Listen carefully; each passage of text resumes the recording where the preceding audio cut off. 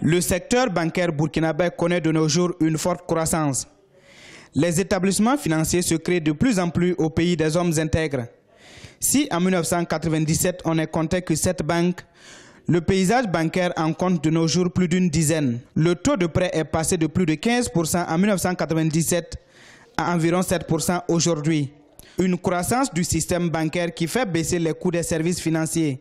Mais le développement des banques en Afrique est la preuve que la demande est encore là, que le besoin de financement est encore réel.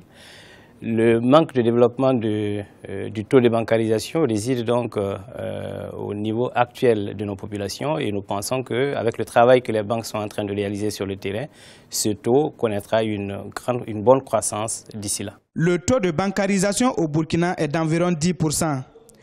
Un faible taux qui s'explique par la faible couverture des établissements sur tout le territoire selon le docteur Assablaga Seydou Ouedraogo, coordonnateur de l'Institut Free Afrique, un bureau d'études économiques. Si vous avez une économie dans laquelle le secteur bancaire a un maillage très important de votre économie et de votre population, vous avez une gouvernance plus facilitée de cette économie. La politique monétaire est beaucoup plus efficace, la politique des autorités a une information disponible à tous les niveaux. On peut imaginer toutes sortes de politiques, y compris la justice, ont des informations pour pouvoir piloter l'économie. Au Burkina Faso, 2 millions de personnes disposent d'un compte bancaire sur une population estimée à plus de 17 millions d'âmes. Les services financiers demeurent encore inaccessibles pour de nombreux citoyens, les banques étant concentrées dans les grandes villes.